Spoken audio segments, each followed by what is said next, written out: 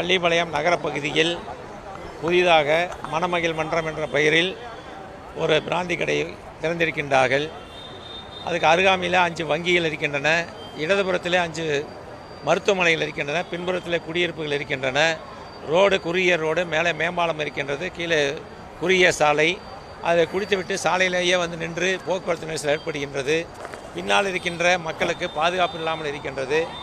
அதை இங்கே திறப்பதற்கு முன்பாகவே சட்டமன்றத்தில் கேள்வி வைக்கின்ற போது மக்கள் பாதிக்கின்ற பகுதியில் நாங்கள் வைக்க மாட்டோம் என்று அரசு உறுதி கொடுத்திருந்தது.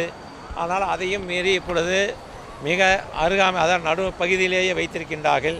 இது மிகவும் மக்களுக்கு பாதிப்பாக இருக்கின்ற காரணத்தினால் இதை அகற்ற வேண்டும், இல்லை என்றால் வேறு இடத்துக்கு மாற்ற வேண்டும் என்ற கோரிக்கையின் அடிப்படையில் இந்த ஆர்ப்பாட்டம் நடைபெற்றிருக்கின்றது. இந்த ஆர்ப்பாட்டம் நடைபெறுவதற்கு இன்றைய தினம் அண்ணன் அவர்கள் அறிவித்ததுக்கு பின்னால் மீண்டும் ஒரு F2 அங்கே கொங்கு மண்டபத்துக்கு அருகில், அதாவது ஜீவா செட் அருகில் இன்னொரு F2 ஓப்பன் பண்ணுவதாக சொல்லியிருக்கின்றார்கள். ஆக இந்த அரசை பொறுத்தவரை மக்களை பற்றி கவலைப்படாமல் அவர்களுக்கு மட்டுமே என்ன வருகின்றதோ அதை பார்த்து கொண்டு இந்த கதையெல்லாம் புதுசாக திறந்து கொண்டிருக்கின்றார்கள். அம்மா இருக்கின்ற போதும் அண்ணன் எடப்பாடியார் இருக்கின்ற போதும் பள்ளிப்பாளையம் பகுதியிலே முழுமையாக கடை இல்லாமல் இருந்தது.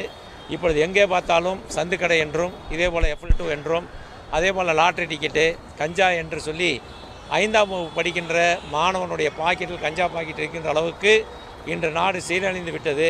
இதெல்லாம் கண்டித்து இந்த ஆர்ப்பாட்டம் நடைபெற்றிருக்கின்றது. இந்த ஆர்ப்பாட்டத்தின் வாயிலாக இந்த அரசின் கவனத்திற்கு நாங்கள் கொண்டு செல்வது, மக்கள் பாதிப்பில்லாத இடத்திலே நீங்கள் வையுங்கள், ஆனால் எந்த காரணத்தை கொண்டும் நடுப்பகுதியிலே வைக்கக்கூடாது என்பதுதான் எங்களுடைய கோரிக்கை.